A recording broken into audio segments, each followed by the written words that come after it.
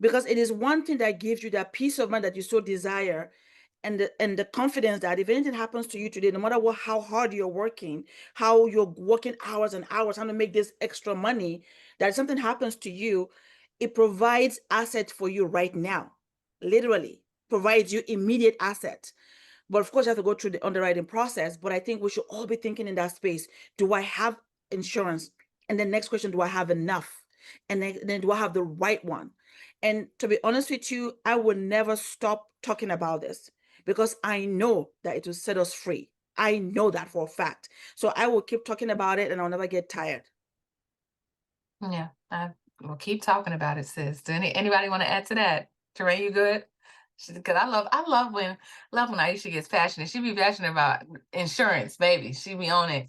Dr. Lenny, I want to come back to you because I just keep thinking about corporations laying off workers and people getting fired from their jobs daily.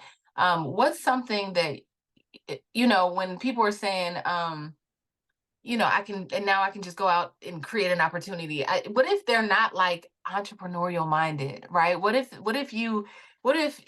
other suggestions would you give people if they're not necessarily like, I don't really want to run a business?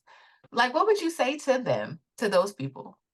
Are you asking me for individuals who may be out of work right now, but they need to make money and they don't want to be an entrepreneur, or just in general? Because I have Yeah, I mean, because everybody is not, what they say is everybody's not an entrepreneur, right? And so that's what they say. Like everybody doesn't have that grind hustle because you got to be kind of crazy to be an entrepreneur and live a certain lifestyle and be a different. What would you say to those people that don't have that type of grind that may have been laid off and they're like, I need a job, but we're seeing that there's really no jobs in the market. So, or not, I won't say no jobs in the market, but those jobs that were there for some of those jobs that were there for us are no longer, they're disappearing because now, there's a lot of people looking for jobs.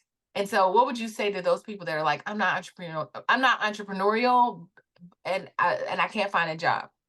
I have two separate answers, Okay. right?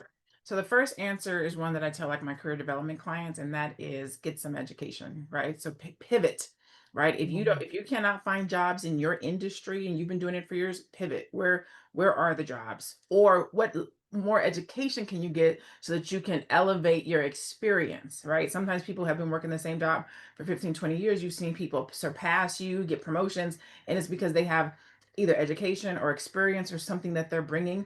And a lot of times when we have worked in a job for 15 years, we get comfortable and or stagnant. So learn something different, differentiate yourself in the market so that you can get positions in different places, or pivot, right? Go in a different direction.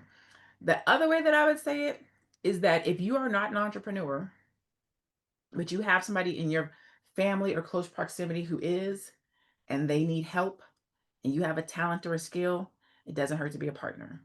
There's a lot of Black owned businesses, entrepreneurs, solopreneurs who need help and assistance because their business could go quicker, could go further, quicker, sooner, faster, but they don't have help. And if you have knowledge or access or talent that you can help them with to get their business up and out quicker, faster, then you can be a part of that last P of profits